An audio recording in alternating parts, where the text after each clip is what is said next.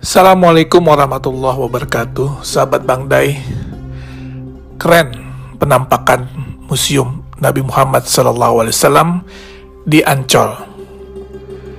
Indonesia sebentar lagi akan memiliki sebuah kebanggaan dan kehormatan yang baru yang berkaitan dengan syiar agama Islam. Apa itu? Museum Internasional Sejarah Nabi Muhammad SAW dan Peradaban Islam di Jakarta, tepatnya di pantai timur Ancol, yang akan menjadi oase bagi seluruh masyarakat Indonesia, terutama kaum muslimin, di dalam menggali lebih dalam bagaimana perjalanan hidup Rasulullah SAW. Peletakan batu pertama pembangunan museum ini yang seluas 6 hektar dilaksanakan pada bulan Februari 2020 yang lalu di lokasi yang dekat dengan pantai Karnaval Ancol. Museum Rasulullah di tanah air menjadi yang pertama dilaksanakan di luar Arab Saudi dan mendapat dukungan dari Yayasan Wakaf As-Salam yang bermarkas di Jeddah, Saudi Arabia, serta Liga Muslim Dunia yang berkantor pusat di Mekah, Saudi Arabia.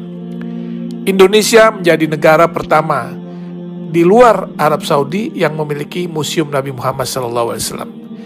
Ini adalah sebuah kehormatan, sekaligus kebanggaan, dan tentunya menjadi amanah bagi rakyat Indonesia yang mayoritas Muslim karena mendapat kepercayaan untuk membangun dan memiliki Museum Rasulullah.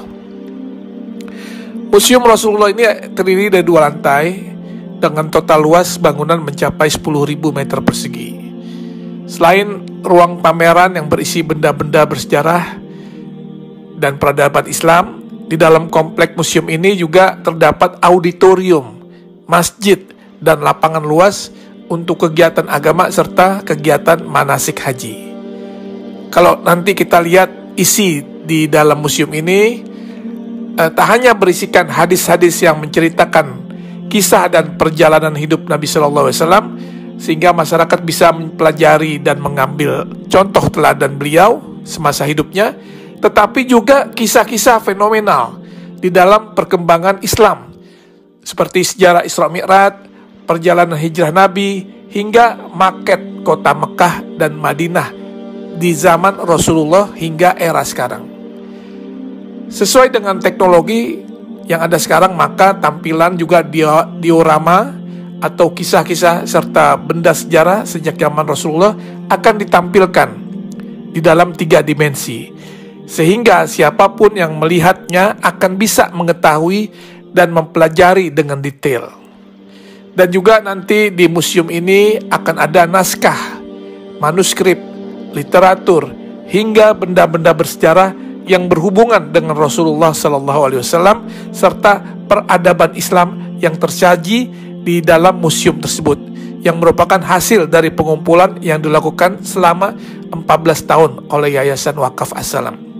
Insya Allah Museum Rasulullah akan menjadi ikon wisata religi baru bagi masyarakat Indonesia dan negara di kawasan Asia maupun Eropa.